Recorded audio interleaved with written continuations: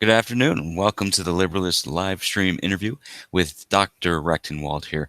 He's a professor of global liberal studies at NYU, and this is his second time on because he loved the first trip so much. So this is sort of an, breaking two electric boogaloo here. How you doing, Dr. Rectenwald?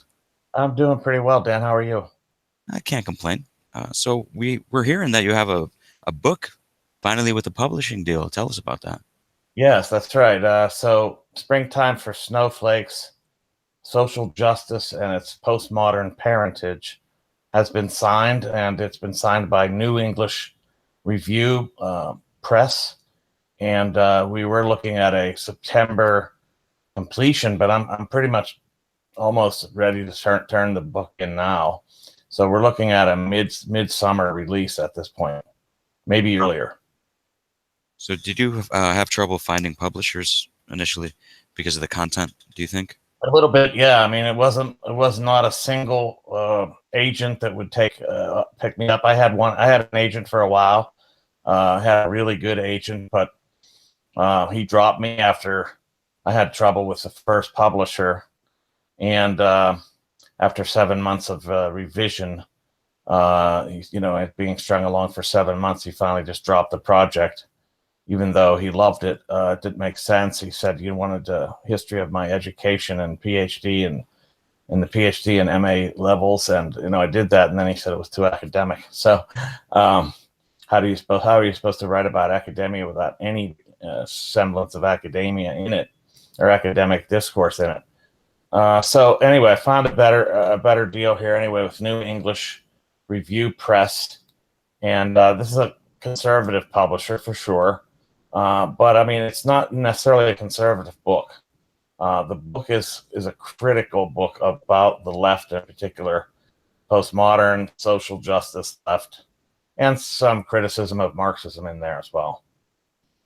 Yeah, I'm very happy with this placement. I think it's going to work well. Their books, it's a small press, but comparing I took before I signed the deal, I looked at their current releases, and they do very well relative to large presses. They're actually doing much better than books of the similar ilk or type in large published by large presses. They're doing just as well, if not better, in every case.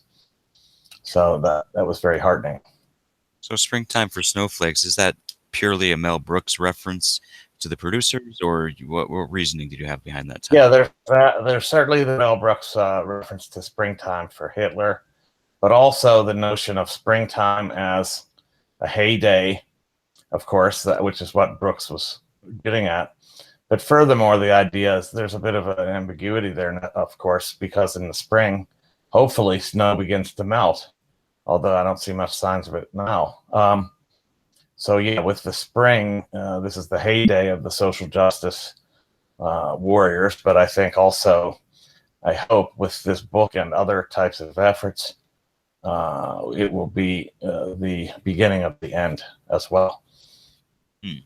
So define a snowflake. I mean, what are you terming a snowflake here? Because certain people have, the intersectional progressive left loves to turn around and say that conservatives are snowflakes and yada yada. And Yeah, everybody uses the term. It was obviously first applied to the left by the right, and then they flipped it, and I've been called a snowflake as well, but because I sued colleagues that defamed me and libeled me. But I really don't hang too much on the term, except to suggest that it is a term of slight derision, somewhat of humor as well, just dealing with the sort of special histrionic character of the left at this juncture. Just the histrionics and the hysterics of leftist reaction right now.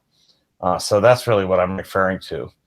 And as I said, I think they're really I think really we're getting close to peak SJW. I think just as we reached sort of peak hipsterism in around 2015, and after that, you don't hear about hipsters anymore much. They're not denounced as they were. Similarly, I think we're really close to peak SJW. and that means the beginning of the fall. Yeah. Well, that can be So very. I wanted to get this book out now before it's over, in the sense that I'd like it to be one of the final nails in the coffin. I mean, so that I'm actually, it's still having an effect. Yet it's driving home the point, and making some very serious criticisms of social justice ideology as connected to postmodern theory. And I don't think anyone's done this yet. In fact, I have seen nothing to this effect, of tying social justice directly to postmodern theory, and to see the roots of its activism in postmodernism, which is very strange because postmodern theory is such an abstruse, anti-pragmatic, theoretical set of theories, I should say. To be practical, or as I call it, social justice is practical postmodernism. Of course, there's no way that it can be, because there's nothing practical about postmodern theory. Nevertheless, it's postmodern theory put into practice. All right. So, what would you say, generally speaking, uh, which ideology informs this snowflake generation? I mean, generally speaking, I'm sure there's many different Well, kinds. there are a lot of elements. I would say, as I said, postmodern theory, it's completely unconscious unconscious to the believers of social justice. They have no idea what they're embracing, or what the roots are of what they embrace. There are a lot of epistemological roots in postmodern theory. There's the identitarian or the identity politics roots in the New Left, which is really a function of the postmodern, because really postmodernism was born in 1968 in France, with the fall or the failure, I should say, of the student rebellion of 1968. With that failure of the student rebellion, postmodern theory comes into being, is born.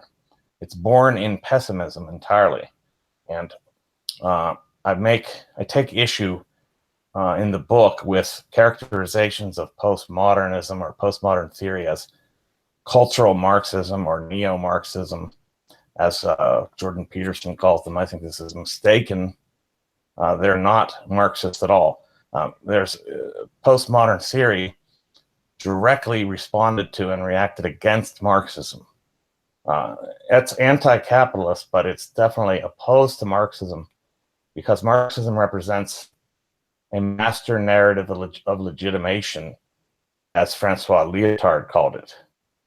A master narrative of legitimation. That means it was one of the master narratives attempting to make standard legitimate sense out of history, using a big scale mythos, or master narrative, as he called it, which means that it explains everything, right? Or it pretends to explain everything. Christianity would be one, Marxism is another. Basically, any world system, including science. Science was another master narrative that Lyotard rejected. Marxism was one, for sure. The whole postmodern movement was actually a reaction against Marxism. This is what's not very well known by everybody running around screeching about postmodernism without knowing much about it, frankly. Postmodern, and then identity politics, which arose with the New Left, and and really the decline of Marxism with the fall of the Soviet Union, and even before the fall, when the exposure of the horrors that had happened there, the delegitimation of the Soviet Union. Identity politics was the kind of fallback position that was taken as a response to the failure of socialism, and a response to the horrors that had been eventuated by it. So identity politics is another thread. you could also say there are elements of Stalinism and Maoism in social justice. Maoism became popular, believe it or not, in the late '60s with the spread of the idea of Mao's Cultural Revolution to Europe, and European students, college students, were very much embracing Maoism. They thought it was the answer, and that the Cultural Revolution was the means of changing the whole world. They must have had very little idea what was actually going on, but they did adopt several of the techniques of Maoism, including auto-critique or self-criticism and struggle sessions, which are these two purification methods that are very brutal and have been adopted into the Western left's vocabulary and toolkit and have remained there for the last 40, 50 years, and they still exist, and in fact came back into life with social justice, with the call-out culture and self-criticism and privilege checking and all that. Privilege checking, or check your privilege, calls for people to check their privilege, call-out culture, self-criticism. All these terms are, of course, used by the social justice left, and then they all have direct ties to Maoism and the Cultural Revolution. So once the 60s showed us that Stalinism, or I guess Soviet-style communism, was not going to work, was there a shift towards Maoism? Did they think that, well, that's our new hope is Mao? Or yeah, that was a big part of the movement. In fact, people like Jean-Paul Sartre, the father of existentialism, and the believer that human being, or existence was best typified by the notion of freedom, which was terrifying as he understood it, a terrifying prospect that we were ultimately free, would embrace Maoism. Jean-Paul Sartre was an avowed Maoist. This is very little known. The extent and the acceptance of Maoism in Europe at this time is very little known. It was a massive adoption by students all the way, Germany, France, everywhere but Great Britain, for the most part, all throughout Europe.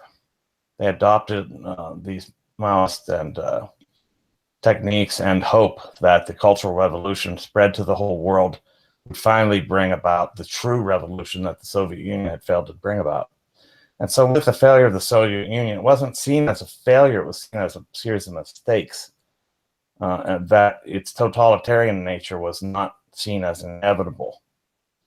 But it was. I think that it just takes a little bit of thinking and reasoning to show how it's inevitable every time. There's no other way. It will always end up that way. So, as far as I understand, Marx, and please correct me if I'm wrong, but isn't the struggle, the revolution, supposed to be infinite, like indefinite revolution, nonstop?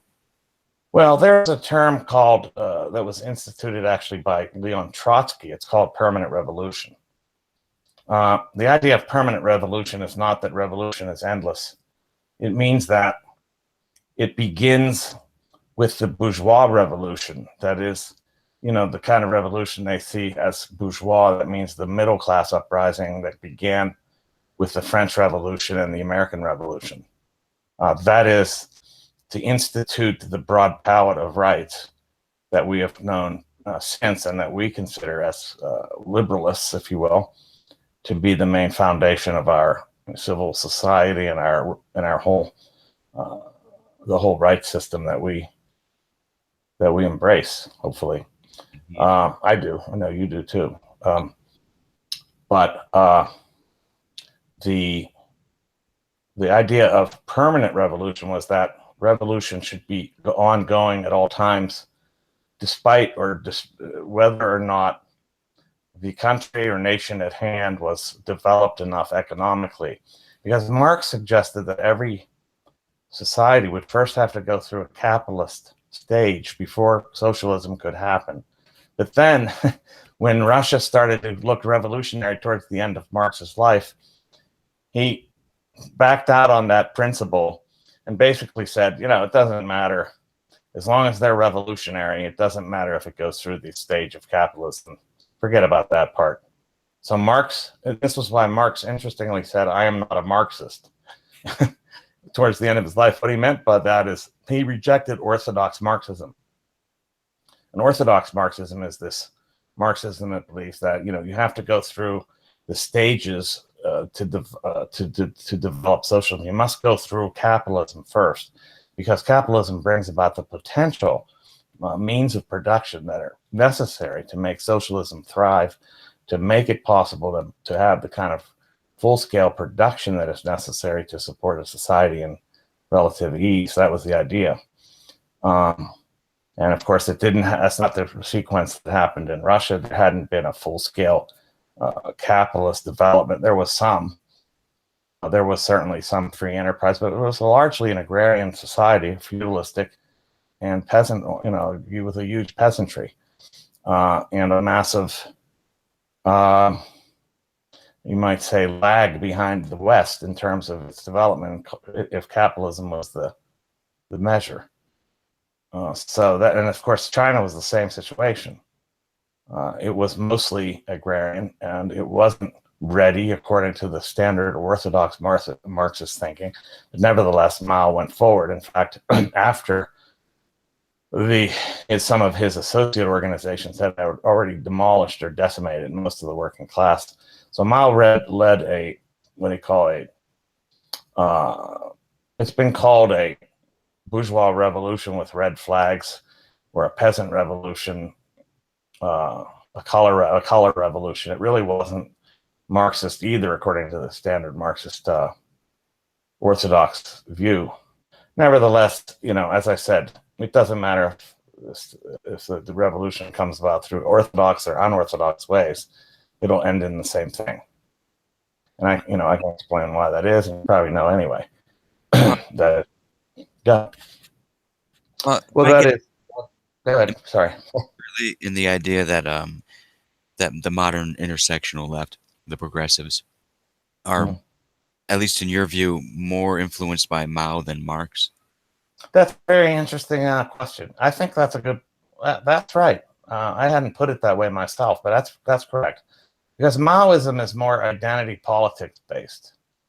When I was a left communist, I criticized Maoism and Stalinism, but Maoism in particular for being identity politics based, because Mao was just interested in aggregating all the left out people, all the, ragtag identities that he could cobble together to create a revolutionary army or a revolutionary force. He didn't care what their actual class composition or character was. He just needed bodies, and whatever they were fine. And most of them were peasants, so, and the Marxist way of thinking that you can't bring about a socialist revolution with the peasantry as the main guiding or the main lever, because they don't have any interest in the outcome of socialism according to their class interests, if you buy this kind of reasoning, which really doesn't follow anyway for anybody. That is to say, there's no necessary belief or politics associated with anything, class or race or gender or anybody. That's been one of the biggest fallacies of the left for the last 150 years, that they assume, based on your identity or your class position or something, that a particular politics necessarily follows. That's obviously not the case. The working class has no interest in socialism, and it doesn't want it. It's rejected it roundly. Only the only real socialists have been, petty bourgeois intellectuals. Really, that's how they would be classified in the Marxist, categorization system, or the Marxist classification. There were just petty bourgeois intellectuals who were suffering from resentment and envy. Frankly, they didn't like anybody having more than they did. They didn't like the big bourgeois having all the power and the money, and so they really used the working class as fodder, as levers, as mere tools and as an apologetics and a rationale for their own greedy, envious, resentment-filled hate fest, for lack of a better phrase. Right. Well, you can see the progressive left do so today, where largely it's the middle class and upper class calling for street violence, and their Right. cannon fodder is still today the working class. And even with their policies in the cities they run, they seem to hurt the working class more than anything else. Now, is there a reason that there seems to be a disconnect between their messaging and the outcomes of their policy, at least as far as the progressive left go? I mean, what's Yeah, I think their ideology blinds them to their actual motives, I think. I know it did for me. I was blinded to the motives that were actually driving me. I thought it was an idealism, a sort of goodwill towards all men, and especially the massive majority of men in the workers, men and women. I mean that term, not in the anti-social justice way. Men and women. I mean, it was the idea was, I thought I was really a champion of everybody, or especially the underdogs, right? But it really was fueled by resentment and also fear that I couldn't actually get what I wanted. Like, I thought I couldn't be successful. I couldn't have money because I was born in the wrong class, or that was like an excuse for staying put. I think actually the way it works, strangely enough, socialist ideology favors nobody more than it does the capitalist class. How do you like that? You want to know why? Hello? Yeah, go ahead and tell us why. It favors nobody more than the capitalist class because it serves to thin the field of competitors in the capitalist class by making by making those adherents to the socialist ideology feel utterly hopeless about making it in a capitalist society. So they forego any possible options or opportunities, or they believe them foreclosed in advance. Therefore, they don't really, they're not competitors. It fleeces and it thins the field of competitors dramatically. So socialism serves capitalists primarily. It is not a means for overcoming and taking over the means of production and putting it in the hands of the majority. It's a means of consolidating it in the hands of a smaller, monopolistic minority of capitalist producers. But they know better. What's that? But they know better than us. Yes. I mean, this is why you see people like Soros funding ostensibly socialist organizations. And you would wonder, why would a capitalist like him, a major top elite capitalist, fund socialism unless he's crazy or is actually acting against his own economic interests? Well, he's not. He's not acting against his economic interests at all, and he's far from crazy. He may be monomaniacal and megalomaniac, but he's not psychotic or anything to that effect. He knows what he's doing. And what he's doing is perfectly rational from his standpoint. Because if he can sow seeds of discontent and chaos and disillusionment with the capitalist system, it keeps competition down. It heightens the greater chances for monopoly, and it leads to the kind of system that he wants, which is, he's praised himself. He's praised the Chinese capitalist system as the ideal. That is a system that is a state-directed series of near monopolies, such that you have, every major sector of the economy controlled by one or two major players, and everyone else is basically eliminated from the field. And this is exactly what he wants. He doesn't want free markets as such. He wants capitalism without freedom of markets. And he wants monopolies directed and enforced by the state. That's why socialism is appealing to capitalists of the top, of the highest order of capitalists, not your everyday entrepreneur just trying to have a family business or something like that. No way, because those are the first people eliminated by socialist ideology and by capitalists who wield it. And they use identity politics to get a rationale towards eliminating these people. Identity politics is used largely right now. Let's talk about how it's used right now. It's used right now to focus the resentment of the subordinated categories towards the wrong targets, towards a mistaken target. So what is the main target today? Of course, it's white men, right? Especially white, straight, cis, hetero men. This is the ultimate evil. Except, for the most part, except for like a very, very tiny minority of such men, they have nothing to do with perpetrating anything on anybody, whether it be patriarchy or capitalism or anything. Most of them are just people like you and me. We're working. We don't have that kind of power. And that's, I'd say, the most significant reason for identity politics is misdirection of resentment and hatred. And then they say also to divide and conquer. I don't know. That's a very simple notion, divide and conquer.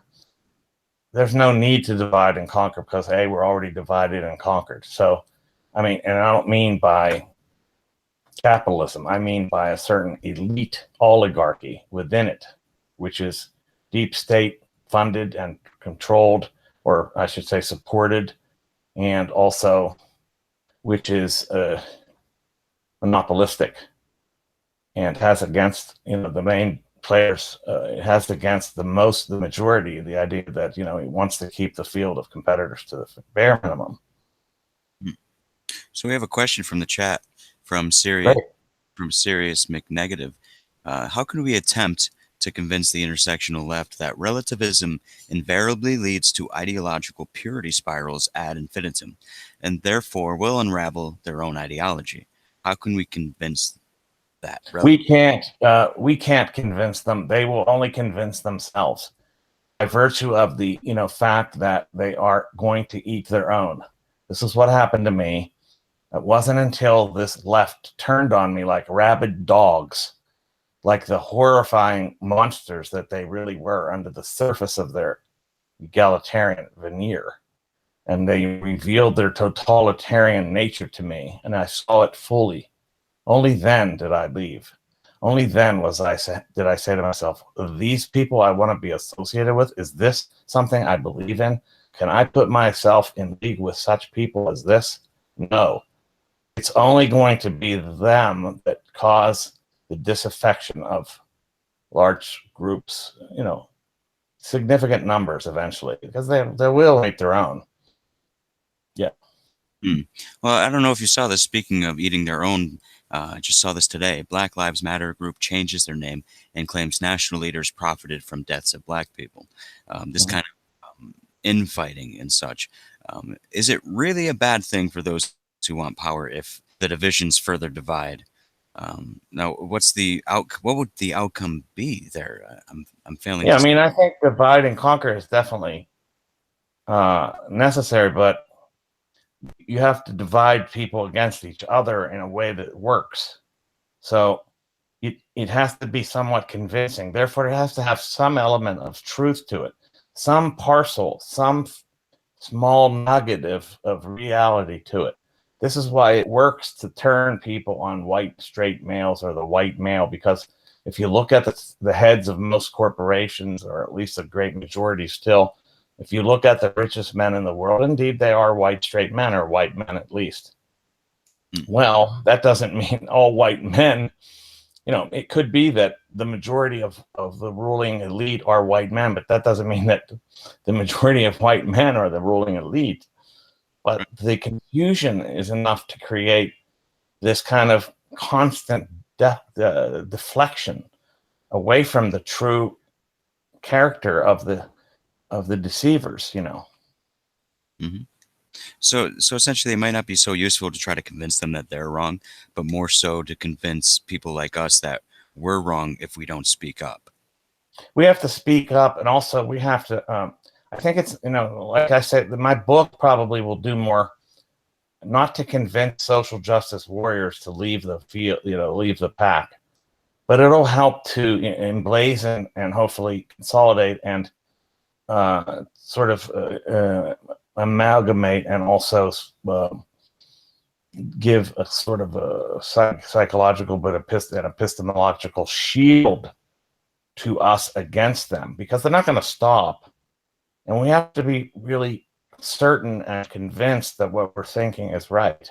And we don't want it to be lies or ideological nonsense like theirs. We want it to be the truth, but we still have to grapple with the possibility that those people are going to keep coming at us with their attempts to undermine and make us shaky in our beliefs, and to shake us up in our minds about what's right and what's real. So that's part of it, is to consolidate, amalgamate, and in a sense give us a sort of a shield of sorts against their nonsense. I mean, we might convince some, or of course, those who have fallen off the wagon of late could pick it up and pick up such things and see in it what they need. And I hope for that too. So essentially, what they do, as far as the hardliners on the left do, is this mass gaslight by mob action. But the mob isn't as large as it seems, especially with there's certain social media people who have literally bot armies that they will sick on people they disagree with. Zoe Quinn is her name. If you look her up, it's pretty obvious that she has a bot army on her side to make her megaphone that much bigger. I think one thing with social media, and it's sort of definitely a new phenomena in human interaction, at least the way it's implemented now, is that it's no longer enough just to speak. You have to speak so that you're interesting and people want to listen to you. I mean, True. how do people become not just ideological rhetorician puppets? How do people do that? What do you suggest to them? I suggest immersion in actual thought and investigation on their own. I don't think that they should buy what I say or what anybody else says unless it resonates with what they've learned, in effect, what they've discovered empirically on their own. And so I suggest people undergo an empirical investigation of their own, not to be led by anybody, not to be sheep, not to be fed any sort of pablum and in replacement of the actual fact, the actual experience of knowledge itself, which doesn't come easy. It's earned with difficulty. It's not just given away. It takes persistence. It takes insight. It takes courage, most of all, courage. And you have to care less. You have to be careless about what others think of you. You cannot let that's courage, I suppose. You cannot let the opinions of others rule your life. It's like John Stuart Mill said, you can't let social tyranny dominate your existence and your consciousness, or otherwise you will never get there. To be other than a simple mouthpiece for some party or movement or something to that effect, one should be independent. And this is something that I noticed when I was involved in mass politics, when I was a leftist. I always felt uncomfortable in mass groups, in being in a mass political scenario, because frankly, I was there was a very deep streak in me of independence, of independent thought and independent spirit. And I never felt comfortable just being herded in with a bunch of people marching down the street and chanting things like, our streets, whose streets, our streets, or this is what democracy looks like, which incidentally isn't how it looks. This is what mob idiocy looks like. But I never was comfortable with mass politics because I knew that there was something more to me than that, and it cut against my own trends towards independent thought and action. So independence of mind and not following in groups.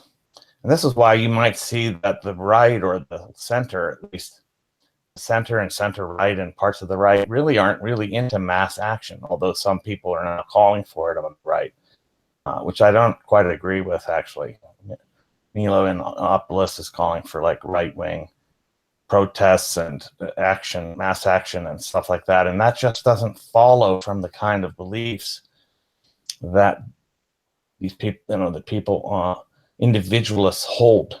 Not strictly hold, I know what your qualifications are for individualism, and I agree with them mostly. But there is the primary basis of individualism. And that can be abrogated by mass politics, and then we just turn into the opposite. We turn into our just the mirror image of that which we oppose. So I want to shift to academia. Some may know, some may not know that you're planning on a YouTube show. What was the name of that again? It's called Countering Social Justice Academy, from pre-K through PhD. That's the subtitle, from pre-K through PhD. And the idea here is that in fact, you and I are having the show. We're doing it together. You're the co-host, remember? Remember. We're doing a show where we are going to provide a resource and an outlet and a means of comfort, and also innovative thinking for countering the infusion and domination of social justice and not just in the university, but starting in pre-K all the way through the PhD. It's dominating all of this now. It's not strictly the university by any stretch. So it has to be countered from the beginning, so that when kindergarten or pre-K students are being told that tomorrow you're going to have 5 transgender friends come in to speak to you about the glorious wonders of transgenderism and why it's the right thing to do, almost to that effect, right? Then how do you talk to parents about what to do about that? How do the parents talk to their children about what to expect and how to think and how to respond to what they're being spoon-fed there?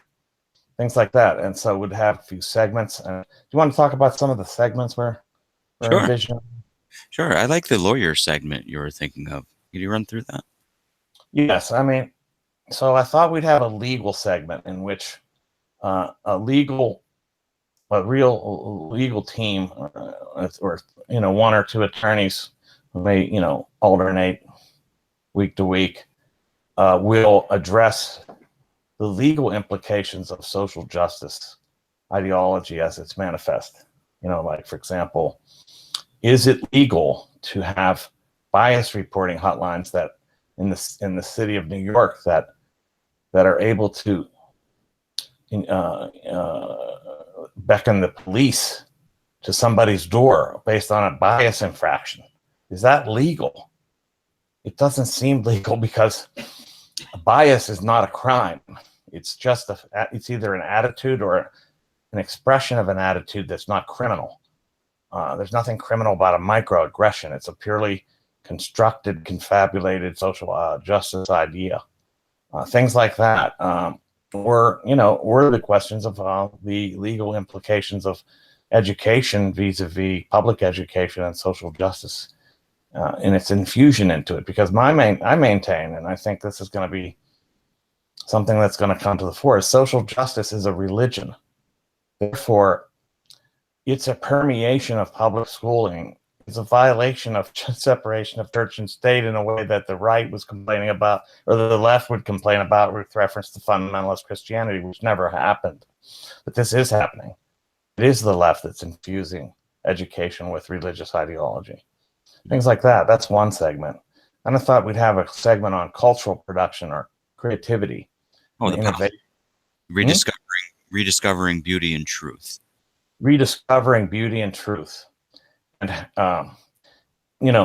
a couple, one of the things that this segment could do would be to herald the wonders of Western culture and some of the incredible creations that we have been gifted with, that have been bestowed on us as our legacy, which are being, unfortunately, thrown away or hidden, at least, Shame. and cut from curricula as we speak, and deemed shameful because of some sort of alleged crime that it's associated with, either colonialism or racism or genocide or something. You mean Anything near it with. To be honest, you just mean human history. Basically human history, but human cultural history in particular in this case. And the benefits and the actual cultural artifacts that have been bequeathed to us through human cultural history, which are being, in our case of Western history, shucked and discarded, which is really tragic, since in fact they reach the pinnacle of creative potential in many, many cases, like in the case of Shakespeare, whose picture was removed from Yale University's English department threshold door because he was white, a white male, and they replaced it with Audre Lorde, a minor writer.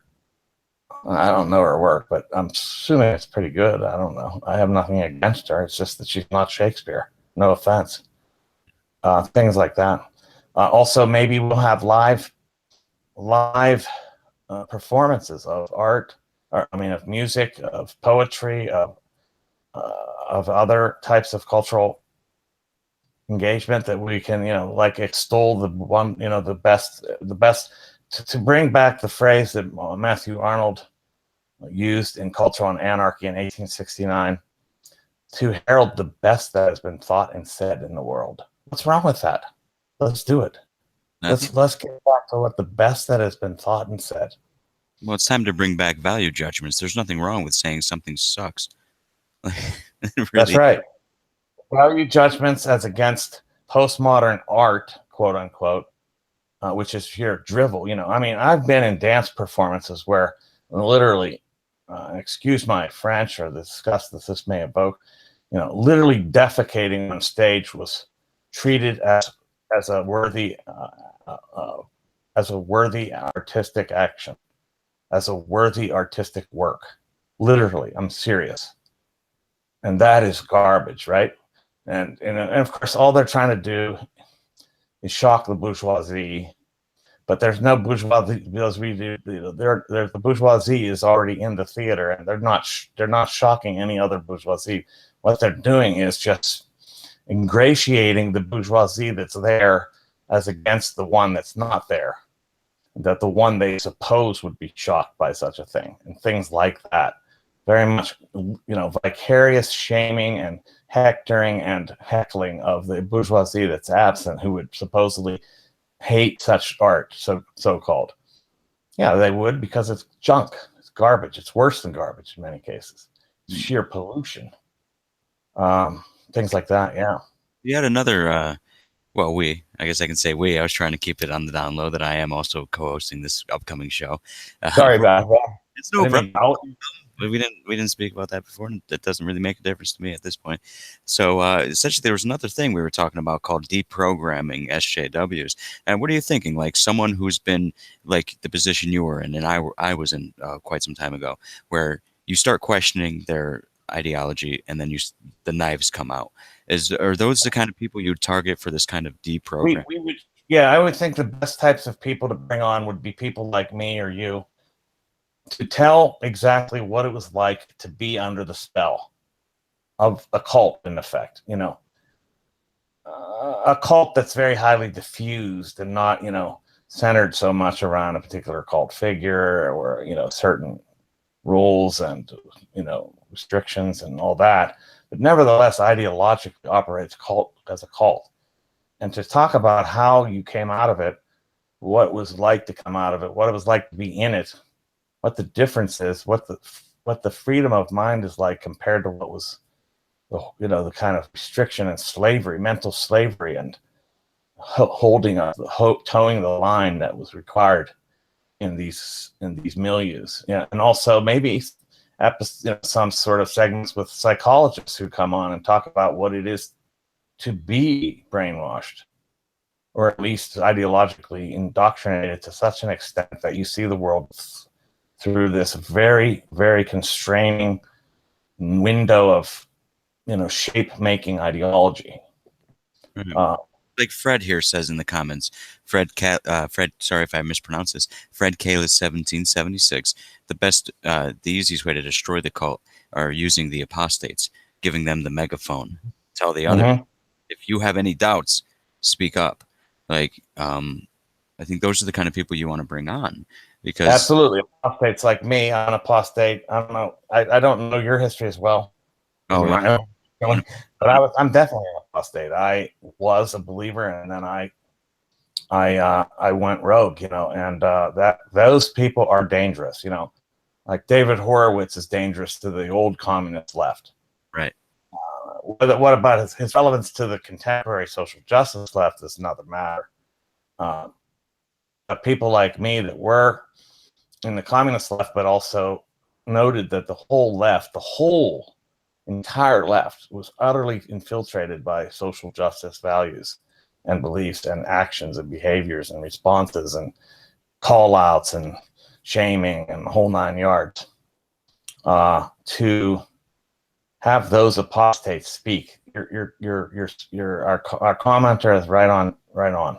These are the most dangerous people, those that have been in and now are out, that know what it's like, and also know what the weaknesses are. Because I can tell you what the weaknesses were of my thought patterns and ideology. I could have told you where to attack if I wanted you. At that point, I didn't want to. I could tell you now where to attack.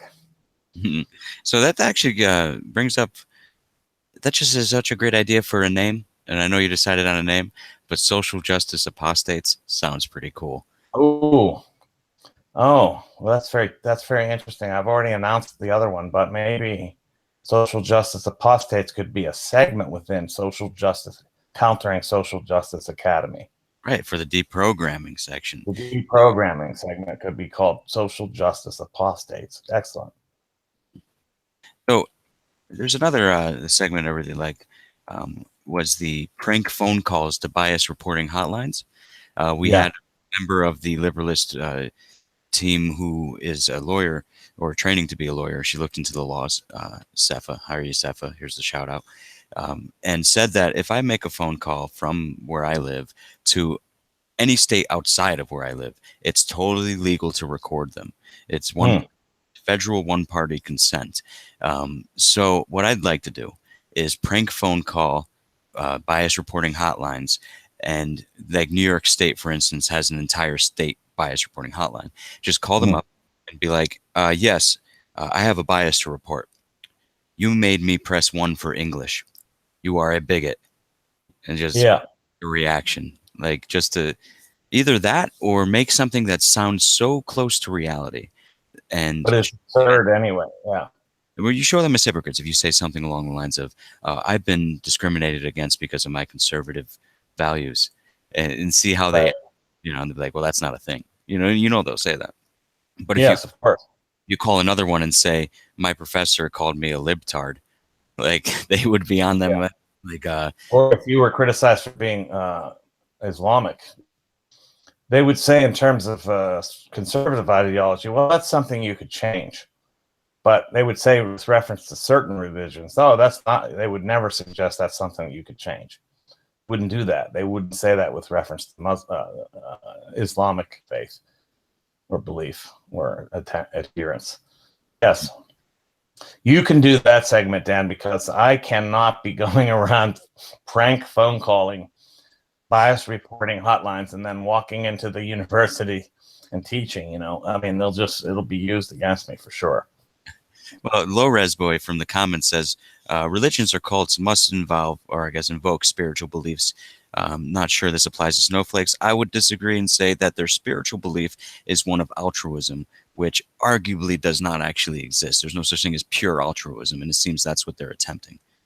Well, that's a good That's a good point. But I would call that that's the ideological version of what they think. In other words, every belief system presents to the believer an ideal version of what they believe. Okay. That is always, see, this is where I use Marxist analysis against the left itself. As Marx pointed out, an ideology is basically an upside down, inverted image of reality. It's inside out. It's like looking at into a camera obscura, as he put it. Indeed, the left is no exception to that. And leftist ideologies present a false image of their own belief systems and reality. It's true that altruism is not is really not possible in any pure sense by any stretch. The utilitarians proved that. But it's nevertheless effective to convince those believers that they're doing the right thing by harassing others, by torturing, by calling out, by pretending to be more virtuous, and virtue signaling and all the horrible things that they do as the horrible people they act like, while believing, based on their ideology, that they're doing something that's very noble. I thought the same way with reference to socialism. I thought it was the most noble possible enterprise in the world. And it turned out to be completely wrong. The representation of it to me through the ideological matrix or refracting lens of that system teaches you and tells you to believe the false version of it. Yes. So essentially, whenever you go up against the intersectional left, you will be called a Nazi. So I'm just going to ask you, I just want to ask you a couple questions to clarify. Do you want genocide, Doctor? No, not at all. Do you want labor camp or? No labor camps, no concentration camps, no gulag. Okay, no political assassination, no assassination based on race or ethnicity, nothing like that. So, no ethno state, no white ethno state, no black ethno state, no Black Panther ethno state, no White Panther ethno state, nothing. I don't. That's absurd. It's unrealistic. It's ridiculous, and it's just it's also, it is probably racist. It's racist to believe in it, to try to establish a white ethno state or a black ethno state or any kind of ethno state. We're not in any such possible. It's also completely unrealistic, right? It's absurd. All right. Well, I got one final question just to make sure that you're not actually, and I'm not actually a Nazi, because that's what we are going to be called, if not already have been. Do you enjoy lederhosen? Yes, but that doesn't make me a Nazi, because it certainly antedated Nazism, right? So we have a mom in the chat here, and she has a question, and this is the kind of question we would field eventually, right? Yes. This is from Bethany Davis. She's mom on the Discord. How can you combat an educational system that is systematically programming our children, especially when it's only by accident when you find this stuff out? I'm assuming only by accident, meaning you didn't know it was happening, and then you find out later. So how would a mother or father, parents, fight this? I mean, what's the way we can support? Well, it's going to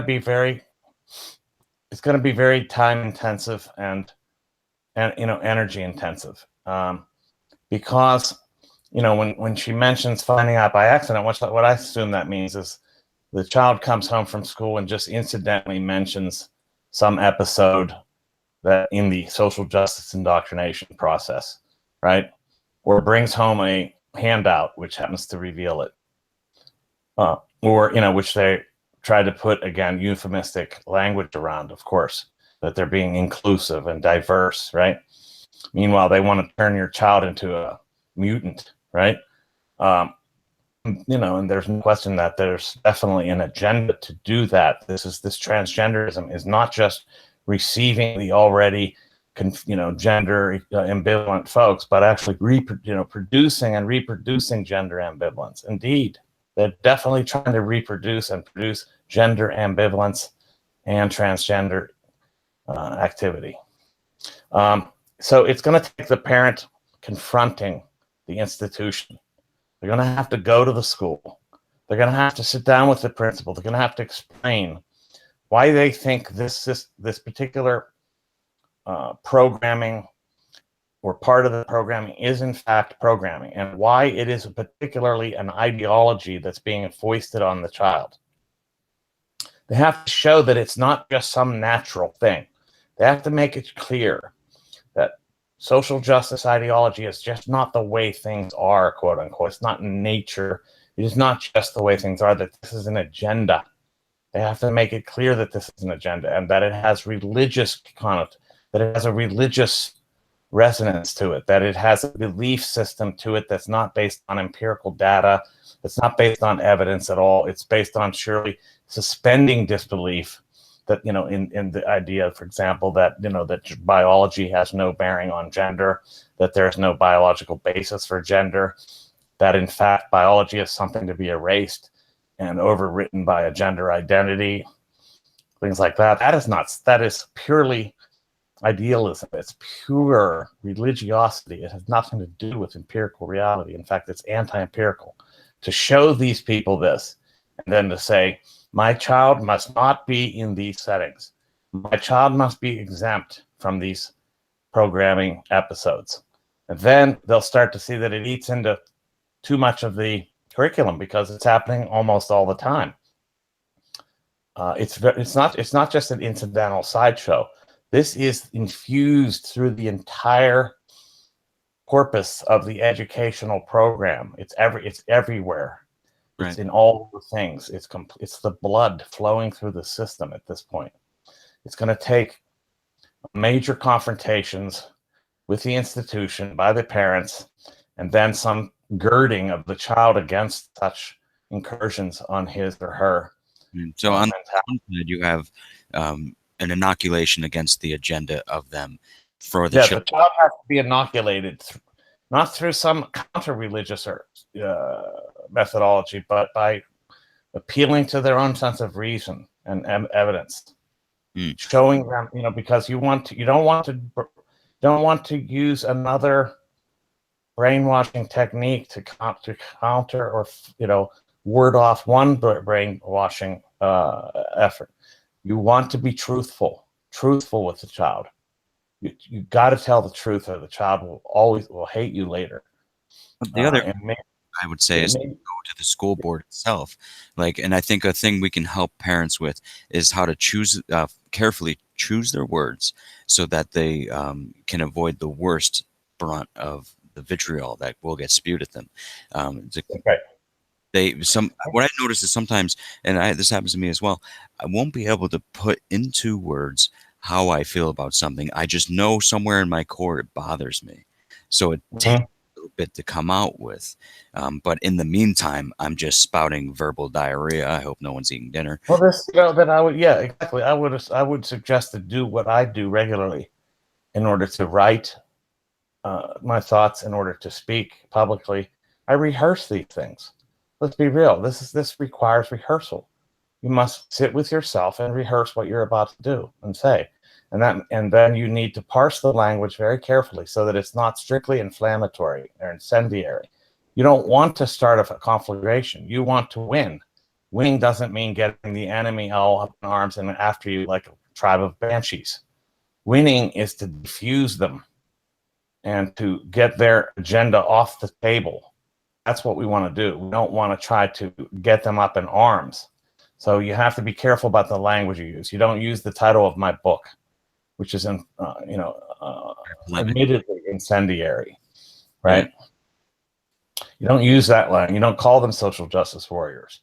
Call them activists, social justice activists, or something like that. But you can get across the idea that you think what was going on here is religious indoctrination, which is if you also intimate to them that there may be a problem in terms of the state and church issue, which would be very ironic, right? Then they might be frightened out of this a little bit. And the upper administration may start to rethink it all. But you have to get to the school board where these programs are adopted. I don't know, the transgender activism pitch is strong, and they're getting into everything. They're getting in before every school child from age 4 up on a regular basis. So their agenda is being foisted on this child. And it's not, they'll use the term that it's just exposing them to diversity so they have a diverse outlook and they're accepting of others. That's not what's going on here. They're not just trying to get you to accept others. They're trying to foist a particular ideology down your throat and make you believe that gender is some sort of a putty, a silly putty. You can mold into any damn shape you wish, which is just not true. So I think the whole truth about the gender thing is that it's really not male-female differences, though they do correlate near 1-to-1. It's more like masculine-feminine differences, where there are feminine men with feminine traits, and there's masculine women with masculine traits. And there's nothing wrong with the natural order of masculine and feminine. It's just we have to stop scapegoating masculinity as inherently toxic. It all started with the introduction of the term gender, frankly. Before 1959, when a sexologist, probably the first sexologist named John Money, introduced the notion of gender roles in 1955. Before this point, gender had not generally referred to human sexuality at all. It referred only to the gender, feminine, masculine, of language parts, nouns, pronouns, and adjectives, and so forth and so on, in mostly the Romance languages. Gender is newly applied to human sexuality beginning in 1955, and then increasingly when the feminist movement picks it up and starts to refer to gender as a social construction. And then what they mean is that the earliest understanding was that sex difference was real, and that what gender was a kind of like accoutrement or coat hung on a coat rack, which is sex, and that those accoutrements could be changed. That, for example, the social expectations for a woman or a female, to be more precise, could be changed by virtue of gender deconstructionism. Okay. But the idea that sex difference was not real was not even considered. That was not, in fact, sex difference was the very basis for gender assignment, if you will. And then then the gender started multiplying, and now you have, 72 genders for every sex, right? Something like that. It depends on where you are. There's 72 genders on Facebook in the UK, 48 in the US, there's 45 or something like that on Tinder. It depends, right? So there's no agreement on how many genders there are, but they're multiplying as we speak. Multiply. I mean, that's Yeah. this whole rejection by the postmodernists works. You're gonna have an endlessly multiplying. It's just. And who could be against pluralism? Who could be against multiplicity? You have to be some sort of a horrible person to be against incredible diversity. Well, they're making it up. I'm not against diversity. It's in nature. Darwin pointed out very clearly that nature was characterized by nothing if not diversity. And in fact, he said that even really when you get down to it, nothing is really real except for the individual. That, species and varieties and all this, in effect, in some sense, we're all abstractions that are foisted on top of individuals to characterize them and classify them. Although there is a reality to species, because speciation is dependent upon the ability to reproduce with the other members of the same species. So it isn't really abstract entirely. But when you look at it, what it comes down to is the individual is the only real unit. So diversity is not something that I am opposed to. I acknowledge diversity in nature as the very condition of nature.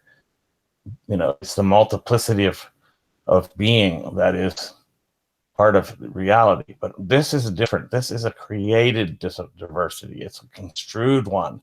And it's part of an agenda of creating differences on purpose.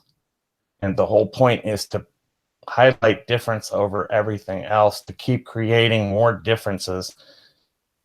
So as we said, to divide, but also create this kind of polyphony of endless splitting, right? Endless splitting, so that you don't have political cohesion or solidarity in any type. You don't have social solidarity or cohesion of any type, and so on and so forth. Well, it's sort of like any authoritarianism is, in a way, a rejection of human nature, right? It's like if you look at Mao's Four Pests campaign, where the pests to eliminate were rats, flies, mosquitoes, and sparrows. When they attempted to get rid of the sparrows, and they did a mass killing of sparrows, they had a huge famine, which they attributed to not killing all the sparrows. I mean, they also adopted Lysenkoism. So Yeah, this kind of anti-nature deal is not exclusive to the hard left, but no, absolutely not. In fact, Lysenkoism, I say this, I'll give this little treat away. I suggest in my book that transgenderism is the contemporary equivalent of Lysenkoism, and that the transgender movement and social justice in general will hopefully be exposed as a giant Sokol hoax perpetrated on the entire populace. mm, And you know what the Sokol hoax was, right? um, I'll pretend I do, but please explain to our listeners who may not know. Alan Sokol, a physicist who happened to have been at NYU, by the way, and still is, uh, was paying particularly close attention to a movement, an academic field that was an upstart in the late 80s and 90s called science studies, which is one of my fields of study, by the way. Mm, Science studies is not the study of science, it's the critical engagement with science by social studies and humanistic fields. Critical engagement with science, sociology of scientific knowledge, other fields. And then there was a postmodern wing of science studies that basically was purely relativistic, that suggested that, reality was just a social construct, a social and linguistic construct made up on by humans, that any one scientific theory is as good as another because it really bears no correspondence to the object world anyway. So Sokol, a physicist at NYU, was alarmed by the anti-science left, which is where this contingent came from, of course, the academic left, and from with others. He wrote a essay for a publication called Social Text, which was running a series or an issue of their periodical, academic periodical, devoted strictly to science studies scholarship. So he thought he would just go in and put this essay in which he wrote an essay called Towards a Hermeneutics of Quantum Gravity, in which he argued that quantum gravity was a social and linguistic construct, and that even reality itself may be a construct. And they published it. Then he revealed that it was a hoax, and they denounced him naturally, but it was a real scandal in the academy. That's a big eye opener right there that it got Oh published. yeah, they published it. And interestingly, about like a month before, Andrew Ross, who was one of the editors of Social Text, he's also at NYU, by the way, and still there, and happens to be a friend of mine. I mean, I don't hold this episode against him, but he was one of the editors who accepted the article by Sokol. He said it's ridiculous to think that the science studies people would even deny gravity. And what do you know? But 1 month later, he actually accepted a paper into his journal that did just that. And so this is the Sokol hoax was basically foisting on, scholarly academic people a completely sham notion of reality that, and science that, that something like gravity itself is a mere social construct. And so, I think Sokol later said in one of his papers in discussion is that if you really think that gravity is a quantum gravity, or gravity itself is a social construct, you're welcome to go to the 13th floor of my building and jump out. After then, we'd have one less relativist, So, uh, uh, so it became a scandal, and all the academic leftists up in arms in response to him. Instead of, you know, instead of being ashamed for allowing such a sham field, such a field to accept such a sham hoax of a paper, they tried to shame him for his lack of ethics. Very similar to like the kind of shaming that some of us have been getting for standing up to social justice lunacy. Yeah. We're the ones that should be ashamed because we don't believe the nuttiness they're trying to pass off as reality. Right. Well, it's like that whole Lindsay Shepherd thing. I don't know if you saw the video she just put out, where she basically says farewell to the left. I mean, Yeah, I saw it. Yeah, she used that phrase. Actually, that was my phrase that she stole. I first used that phrase. Goodbye to the left. Goodbye. It's in my Twitter feed. I don't care. I mean, these things circulate. Things happen. I don't know. I find a lot of people, not a lot. There's a few people that are using similar language and they end up saying very similar things. But it's not.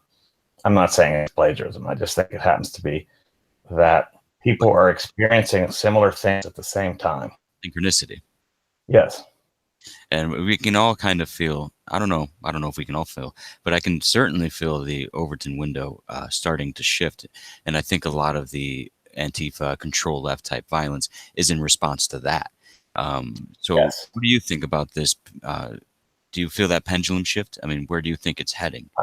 I'm not a big believer in pendulums or the pendulum theory of history, that things swing back and forth, or even the idea of historical repetition or cycles. I think that we get echoes of the past, but not ever a reproduction. The past doesn't ever repeat itself, nor is there really this swinging back and forth between left and right. The very parameters of left and right are always moving. So if it is indeed a pendulum, there's also a moving fulcrum of that pendulum. Everything is shifting all the time. Do I think that there's been a shift in the Overton window? I do. That is, what is acceptable to say has been widening for us. That is, those that are speaking up against the intimidation attempts or tactics, the censoring tactics, the gaslighting, which they accuse us of all the time, right? It's interesting because they're always doing gaslighting. They're trying to pass off an insane reality as real, and then call us the ones that are doing gaslighting. The gaslighting, the acceptance of a critique of that is becoming much, much more possible. Yes, and so the Overton window is opening for us, and then for them, I suppose you could say inversely, it's closing somewhat. And that's probably why you're right. They're reacting with violence. Oh, yeah, I mean, you see it all over, from Hamburg, Germany to Berkeley to, it's like a lot of the people, especially if you look at the anti-Trump movement. Now, I'm not sure if you're a Trump voter or not. I didn't vote for the guy, but I personally, don't talk about my voting, but I'm not. I'll tell you this: I am absolutely not the resistance, whatever it is. It's 5 times or 100 times worse than Trump. right. That's So all. the Yeah. resistance, it's noticeable that most of them are from the middle class and up, Mhm. where the policies, if you go to read them, would actually benefit these people in the resist movement. So to me, it's not about a disagreement on policy. It's simply Mhm. wanting to control culture. Mhm. Self-interest and power. Yeah. Right. Yeah. Like Andrew Brown, Yeah. anytime, what was it? Politics is downstream from culture. Yeah. It's like this particular case at NYU recently, a cafeteria issue during Black History Month, February, towards about the third quarter of the month. It's amazing that it took this long for something to blow up. Hmm. But I think it was a black female student, went to the cafeteria, during which time a dinner was being served, a traditional Black American meal. Okay. She noticed that on the menu, on the part of the dinner, were ribs, collards, and I think watermelon Kool-Aid. Okay. Now, it just so happens that the dinner was completely envisioned and produced by black chefs. They were just reproducing what they knew to be actual black cuisine as they saw it. This student went insane and caused a huge uproar about the, stereotyping and denigration and condescension and blah, blah, blah that this meal represented. And she got the two cooks, who happened to be black men, fired. So it's clear that this doesn't help black people at all, but it does help enhance the power of this upper middle class black student who, because she threw a fit, has proven and exercised a degree of power over the entire school. The president himself of the university issued a pathetic, stumbling over himself apology to the whole campus over this.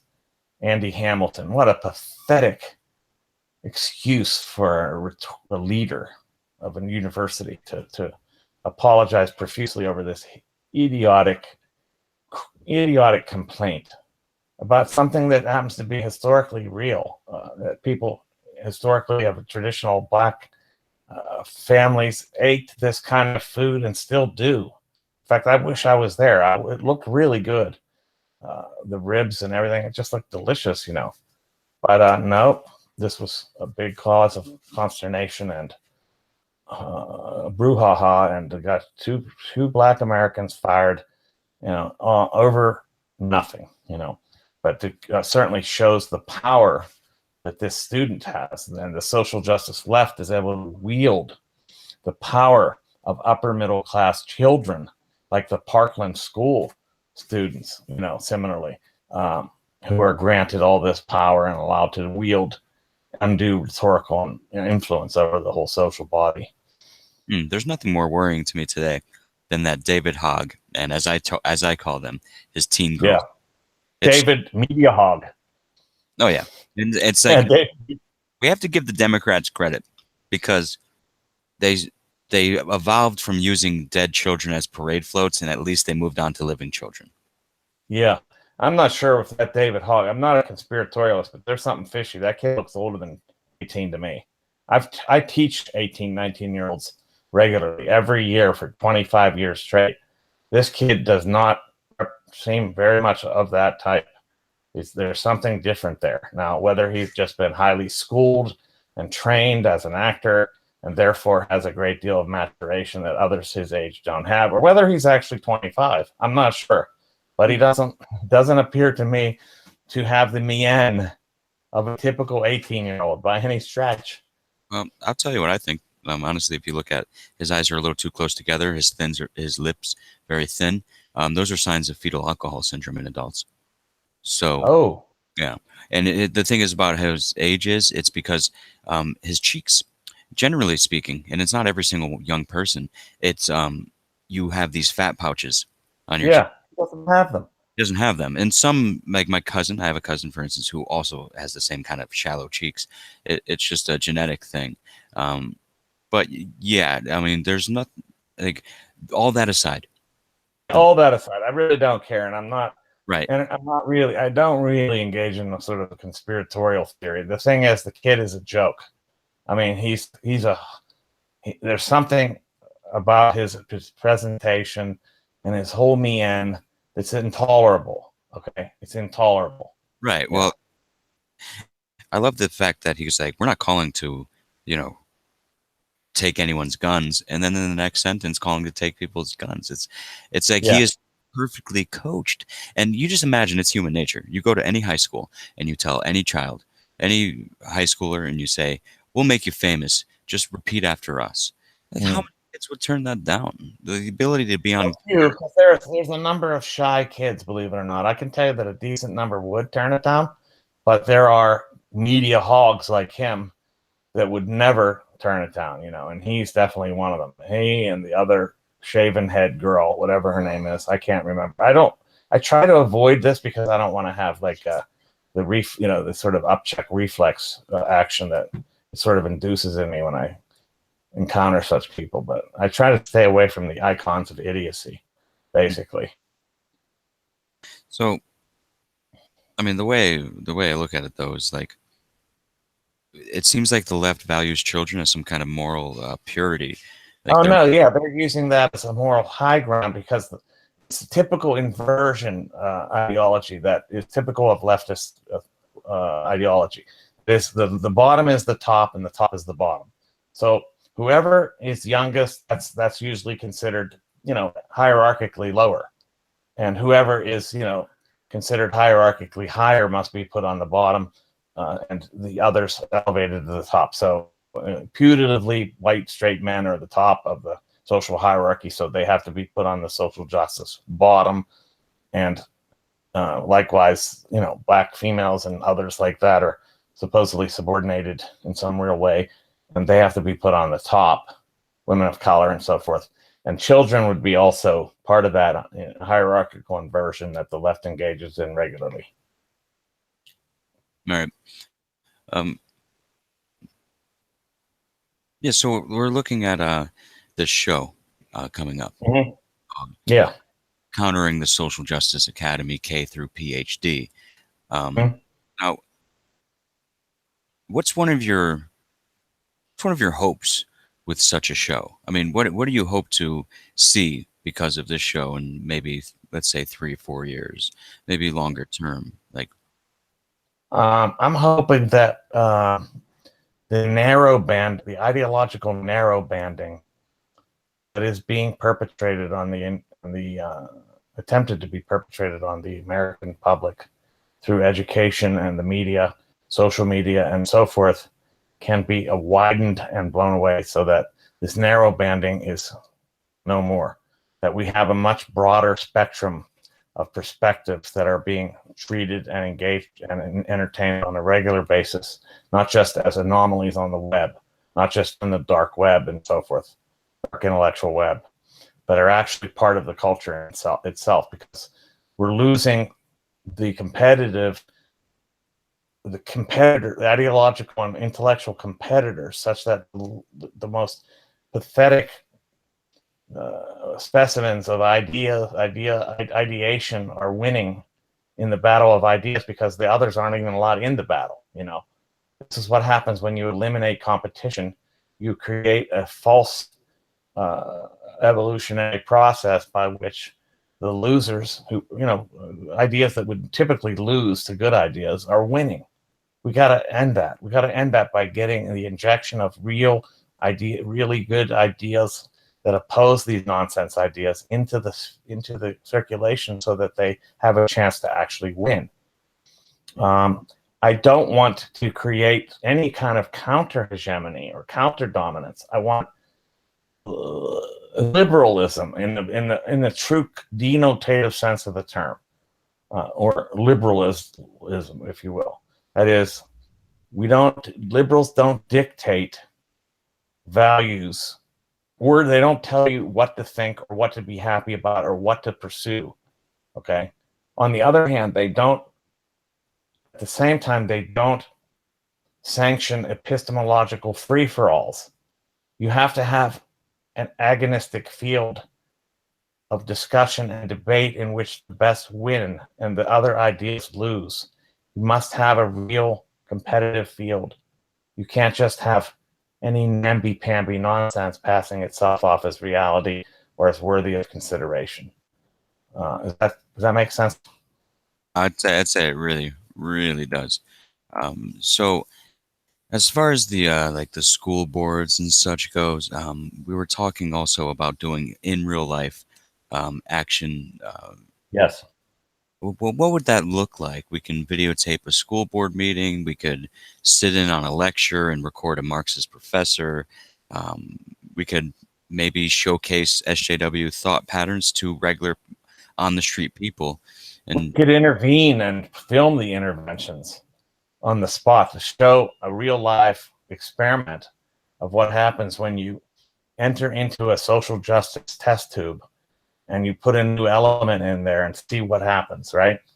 This is literally live experimentation, scientific experimentation, social science. Yeah, hmm, we do that too. right. So Yeah, all those things. I think we could do all those things. I think we need to do all those things. We need to see what would happen, what's going on. A control group. We need to see what's going on in the control group. Then we have to add variables to see what happens, and then we can start to derive some kind of trend. Observe some sort of trends, some sort of patterns of behavior and activity with our interventions, and then we can start to come up with some basic rules of how to engage, rules of engagement. And I'm not talking about the rules of engagement of what's his name, the activist leftist cookbook that everybody derives, and I think rightly so. Solinsky's rules for radicals. I'm not talking about that. I'm talking about rules for rationalists. right. Basically. So Geez, that should be the next title for me. Rules for rationalists. I like it. That's very nice. We have a question from 1000. He's a buddy on the Discord there. Are there any allies you know of on the left that would understand what you're attempting to do? Yes, I mean there are, because now we have somebody like Brett Weinstein who remains on the left according to his own avowed position. He considers himself a quote unquote progressive still, and he certainly knows where we're coming from now. He didn't before. The scales have been forcibly ripped from his eyes thanks to the activism out there at Evergreen. There's him. There are some others that I would not call leftists, but liberals of a different type. And of course, we still have a great deal of. There's still a decent contingent of liberals like the Pinker type and the Jonathan Hates and all that. But there's also a broader possibility. There's some, believe it or not, there are some realists on the left that might give us an ear. I have actually some Marxist friends that actually agree with us on identity politics issues entirely. They think it's insane. They think transgenderism is lunacy. They can't stand the anti-scientism of this left, and so on and so forth. Now, we would eventually, of course, have to part ways with them, but we can certainly have what we call contingent allies or alliances, right? So we have a nice question. There are some, definitely. There's from liberal to left. There'll be more in the liberal bandwidth, but there's some leftists that are. Right. So another great question from Sirius McNegative. To what extent is the internet to blame for the proliferation of amateurish in the public space with regards to epistemological pursuits? Wow, what a great question. Right. A great deal. And it's allowed this pathetic bastardization of epistemological principles to flourish. This idea, for example, that everybody has their own truth, right, and that no one else can access their truth, and therefore nobody can actually counter or disagree with that truth. They can't possibly contravene against that truth. This is nonsense that came through the channels of. It started in Marxism and with George Lukács in his book History and Class Consciousness in 1923, and it it got picked up by feminism and Sandra Harding in her book The Science Question in Feminism, 1979. Then it was picked up by postmodern theorists who adopted it to postmodern and identity standpoints, and it became completely relativized in a complete Baskin-Robbinism of epistemological belief systems. Yeah. It's absurd. The absurdity of the garbage that passes for reputable thinking is largely the mass media and social media, not the players per se, but the mass media purveyors and the social media purveyors are the ones that are to blame for this, because they're propping up garbage at the expense of good stuff, I think, because they don't want serious critique. That's dangerous. YouTube and Facebook are much more likely to shut down something like this than they are some idiot talking about, his own truth and his own, gender, his own absurd gender truth that has no other, that he's the only one of his gender and all that, this kind of stuff. Yeah, it's being enabled. It's being enabled by a weak liberal culture. Well, progressive. Yeah, progressive, and I mean liberal in the contemporary sense of that term. And that's all the bastardized nonsense that goes with it: identity politics, social justice, all that. Yeah. So we got another great question from Polyphant. Would you consider newly deprogrammed radical leftists to be especially vulnerable to other extremist ideologies? No. I think once you've been deprogrammed, you're less likely, you're going to be more on the out, you're going to be on the lookout for anything conspicuously ideologically indoctrinating. You're going to be very suspicious. Right. There's people that have accused me, oh, you're just becoming a right wing you're becoming indoctrinated into the right wing. I don't think so. I don't have really any. I'm kind of I don't think of myself as being shifting from left to right. I think I wasn't pushed over by the left. I was pushed up. And I'm not saying I'm above them, but in a sense, I was pushed into a position of transcendence over where they stand. And so I haven't adopted, for example, rabid right wing ideology or something like that at all. And I would challenge anybody to suggest anything to the contrary. So I think that while there is some temptation to gravitate towards the extreme opposite when you get deprogrammed or you get ramrodded out of a cult, there should be, I think, a rule. There is a rule for people like us to cushion them from that fall, and to cushion them and to keep them and buffer them from keeping them from going into that extreme. I think the questioner has a very good point, and it is something to definitely look out for. And we should have sort of like guardian angels there to help prevent this from taking place. Well, it's like if you're in the middle of becoming an apostate and it wasn't complete, I could understand feeling like comfortable in something to fill that void of that idea, Right. like poisoning.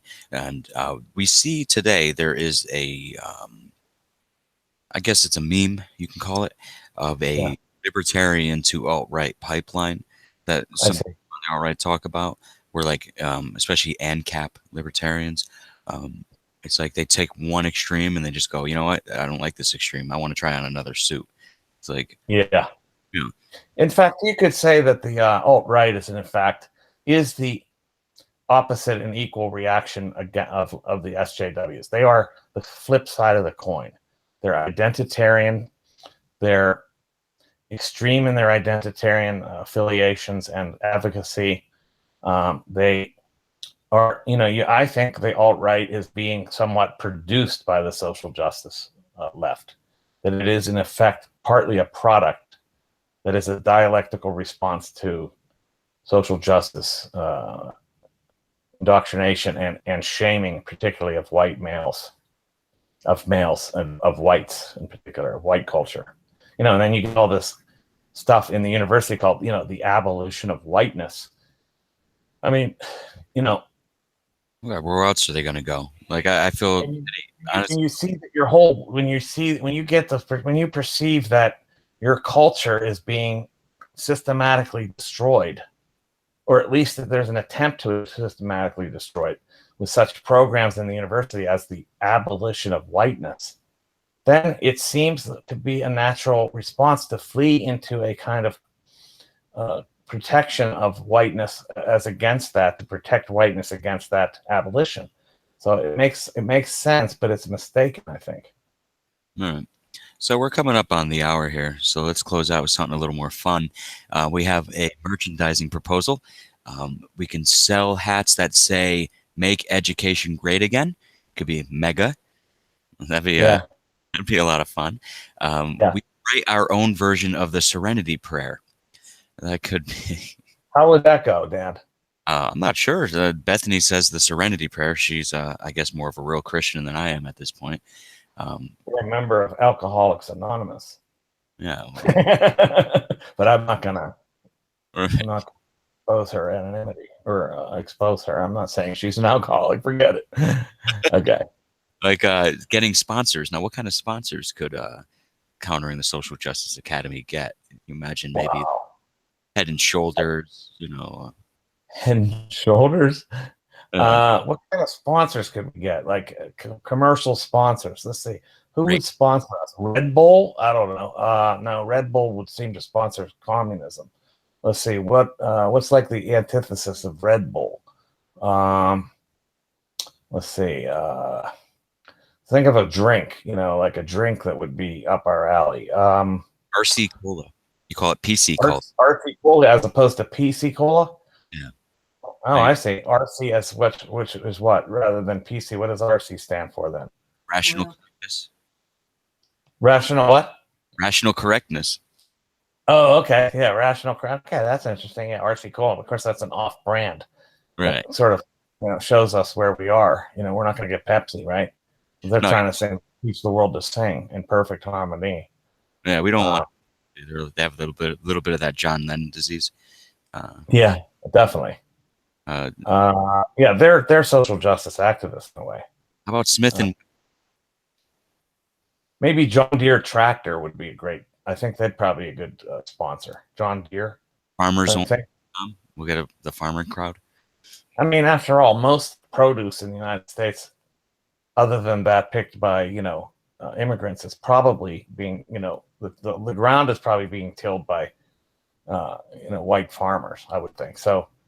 I think that and of course that demographic, the John Deere demographic, is definitely strongly up our alley in the sense of supporting